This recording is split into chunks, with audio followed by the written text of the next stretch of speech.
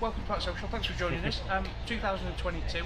I think it's like your 14th or 15th season now in the championship. So, do you still get the sort of same sort of butterflies before a season starts? I feel like part of the furniture, I think, nowadays. Yeah, it's yeah, I do actually. Yeah, I probably different to a lot of the people that have gone road racing.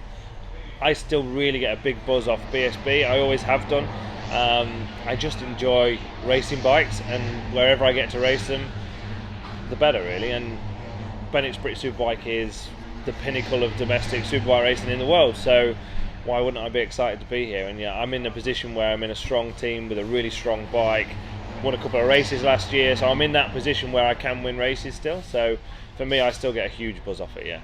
How are you feeling ahead of this season? Because I know sort of the testing, it's been a little bit strange, shall we say. So you had a good weekend at Snetterton, mega weather, and then you never went to Donington because of the snow, and then the test here was a little bit iffy, shall we say, with the conditions. So do you feel like you're in a good place heading into the year? It's been an unusual testing programme for this year, probably the most unusual one I've had.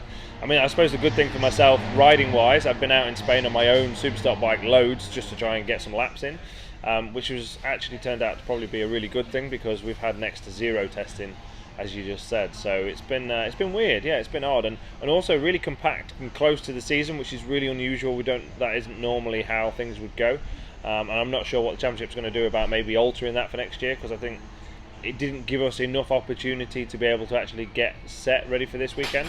However, it is the same for everyone, so we'll just have to wait and see. I mean, this track here, particular this weekend, is not exactly my favourite track. Not that I have favourites and non-favourites, but it's not a great track. It's a bit naff, to be fair. 5 corners for a BSB track, it's not really right, is it? But and we're kind of forced into using certain things that I don't like the tyres that we have to use. We have to use the hard one, which I always babble on about and hate, but there you go.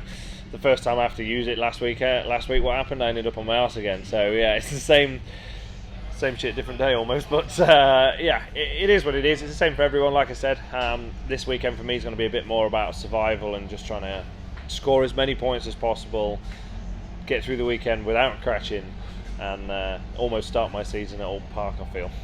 Is it nice to have a teammate on the other side of the garage who potentially is probably going to push you a little bit more this year? Because in previous seasons you haven't really had that.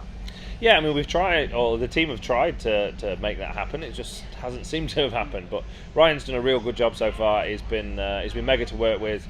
He's obviously learning also off me. He's quite young. He's got not a lot of experience. He's got 3 years of experience in BSB, but all in one team without a teammate and all on one particular bike. So coming here, he's got a big team, a lot of knowledge that he's not had access to before.